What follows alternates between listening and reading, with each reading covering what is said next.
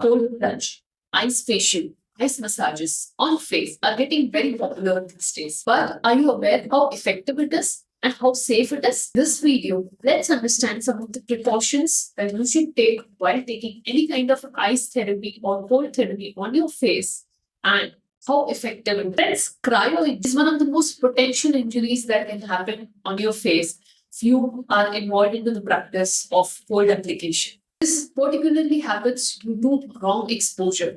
This wrong exposure can be in the form of longer duration of exposure or else temperature being extremely harsh on the face. But what is this cryo injury? Cryo injury is also known as cold-induced injury. It's the damage to the body tissues that is caused by exposure to the cold temperature, which is freezing or near freezing. This can occur due to medical treatments like cryotherapy, unprotected exposure of your face towards the cold, unprotected exposure of your face towards cold elements, leading to frostbite and sometimes cold burn. Now, cryo injuries are usually of different types. For example, frostbite, which is also called as freezing injury. Your tissue freezes, ice crystals are formed inside. Ice crystals are formed inside the cell, which will cause cell rupture, inflammation, and poor blood flow. This is particularly common in fingers, nose, and cheeks. And this particular type of frostbite happens when the exposure to the cold is for prolonged period of time. Next type of cold injury is called as non-freezing cold injury. This occurs without actual freezing, but due to long exposure to the cold in wet condition, this will result in blood vessel damage. This type of injury can often affect hand and feet, rarely on the face. Third type is the cryotherapy-induced injury. Whenever there is an overuse or incorrect use of cryotherapy modalities or cold therapy, example ice baths, cryofacials, cryosurgery, this all could lead to complications or issues like skin burn or blistering, or damage, and necrosis. But how does this cryo injury happen? Well, let's understand the mechanism of cryo injury. Cryo injury happens due to three main mechanisms.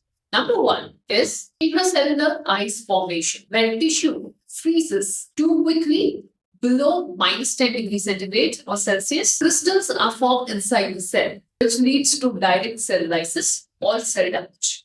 The next mechanism is vasoconstriction and hypoxia.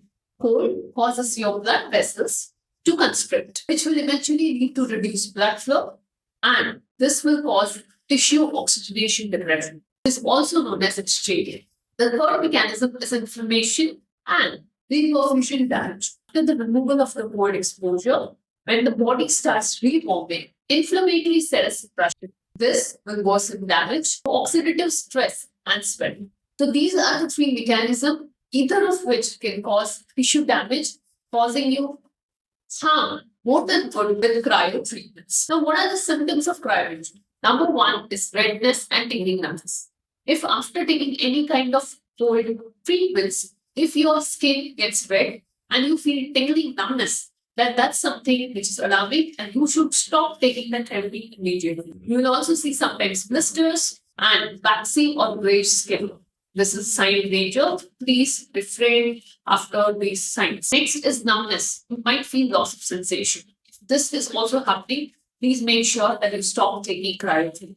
And number three is swelling and skin color changes. If your skin color becomes black, then also this is a sign. Then this is a sign of damage, and this suggests that you need to discontinue the cold exposure. Lastly, if you feel any kind of burning sensation after the cold application, that's also a sign of damage. It suggests you to discontinue the cold exposure. That's why it is said that whenever you take any kind of cold treatments, take it under supervision or as under guidance. Few important things that you can keep in mind is always keep barrier between your skin and eyes while taking ice application, especially on your face. Limit your exposure from 5 to 10 minutes, not more than that. Never apply cryo ice or super cool devices on your face. Super cool devices directly on your skin until unless it has been advised by your therapist or else your doctor. Absolutely avoid cryotherapy if you have got following conditions. Number one, nerve damage. Number two, poor circulation or its circulation-related disorders. If you've got neuropathy and if you've got a disease which is called as a Raynaud's disease. Prior injury is a damage that happens to your cell due to exposure to the cold temperatures, either directly or as indirectly. The source could be environmental or an improperly applied device. Well, the idea here is not to stop you from taking cryotherapy. The idea is to be cautious while taking these treatments and take proper guidance and make sure that you take these therapy in a protocol-based manner. While treatment with cryotherapy is great for aches and pains, sometimes it helps in your skin improvement as well. But overexposure is a problem that should be absolutely taken care of. So here are some safe tips that I would like to give you to ensure that you have got a good experience of cryotherapy. Number one is use a barrier. Never apply cold application directly on your skin. Number two is limit your time. Don't take cold exposure more than 1 or 2 minutes per area. Number three, your frequency is something that you should be very cautious of. Twice or thrice a week of exposure is great enough for a good result. Use cold, not frozen. Make sure that your skin is clean before application of cold exposure. If you have got any kind of cut wounds or skin issues, avoid or take medical help before application. Report to your doctor immediately if you observe these following signs. Number one, persistent redness. Number two, burning sensation. Number three, skin discoloration. Number four, tingling and numbness in limbs or else on the area where the cold exposure was done. So friends, if you are taking care of these precautions, then cold therapy could be a great thing for you. So make sure that you take the benefits of all the therapeutic modalities that are available for you, but under the right guidance.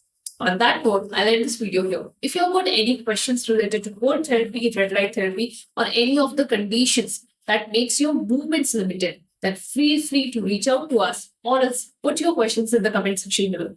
We would love to hear them out and answer your queries. On that note, I'll see you in the next video.